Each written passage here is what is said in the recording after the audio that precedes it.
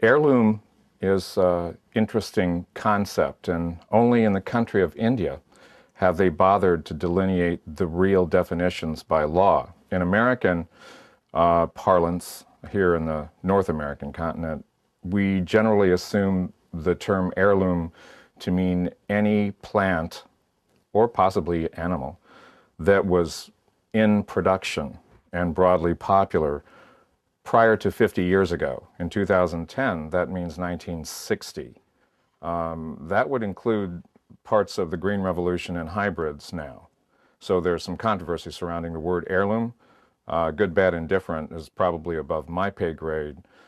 We prefer to use the word land race to delineate the fact that older seeds, plants, animals are developed on a farm over ages, not just lately with the intervention of modern science.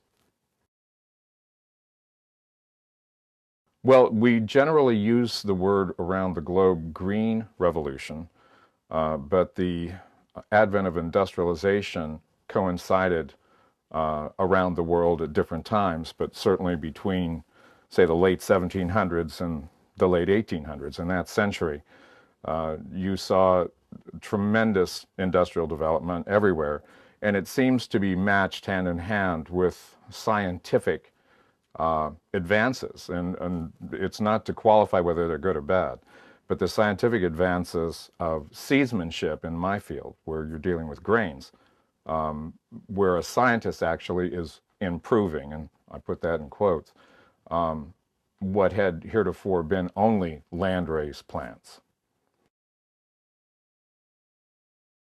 I think, and I think that I can repeat what geneticists that are associated with breeding and addressing famine and addressing plant disease worldwide in their later years seem to drift into where I believe the answer to your question lives. And it's a tough question.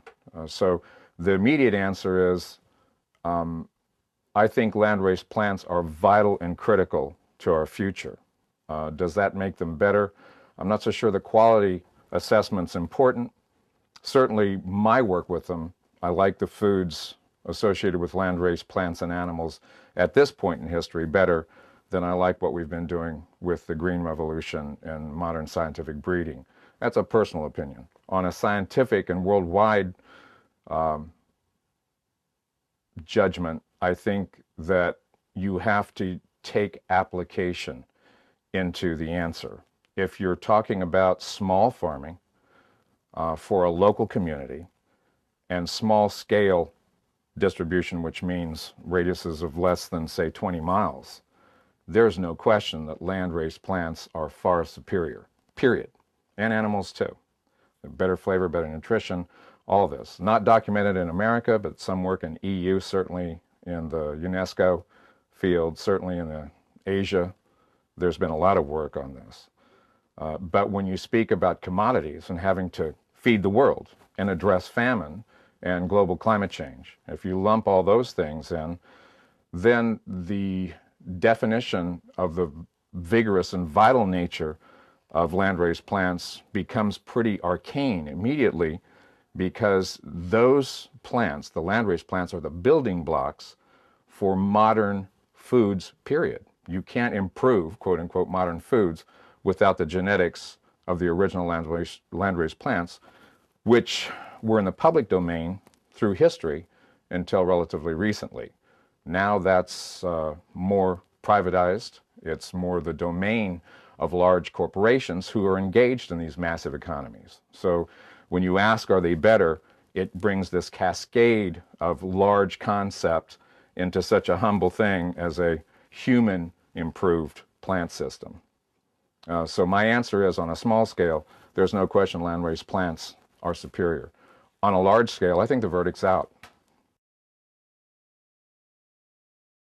In the short term, landrace systems in general, both plants and animals, so when you say landrace animals, let's make sure we have that clear, that heritage breeds is what current term we use in America. when you think of that entire system of landrace plants and animals, it's far more expensive to start doing it, since in our sphere in North America, most of the landrace farming has been gone for at least a century, and some of it's been gone for almost 2 centuries. And in my field, practically, it's definitely been gone for more than a century. There are pockets of places like in the wheat industry where some landrace plants survive in the commodities production system. Kansas is a good example where turkey wheat survives. Canada is even a better example where red fife wheat, which is both of these wheats, turkey and red fife wheats, are both landrace wheats. They're in high production, not low production. And they're part of the commodities industry. They're still more expensive. And in general, I think to begin farming landrace plants the way they're supposed to be farmed, which means low fertility, low hydration requirements. They don't require a lot of water. In fact, some of them don't want it. A high tolerance for pest and disease stress, really high tolerance for climatic stress.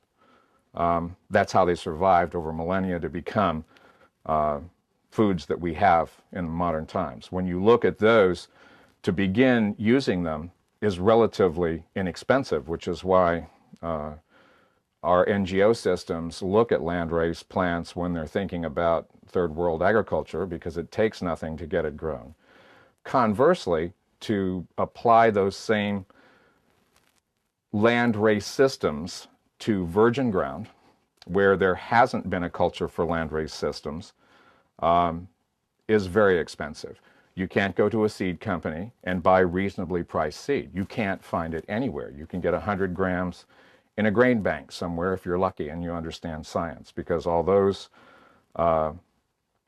sources use numbers and Latin, so you have to be familiar on a scientific basis with how botany and taxonomy and morphology works. And that's very difficult for a layperson to jump that little hurdle. And then the next problem would be, what exactly are the methods that maintain crops in a landrace system over the long term? So once I say they're very expensive in the short term, because you have to be your own seed company, your own farmer, and then your own processor, because a lot of these things aren't suitable to modern processing.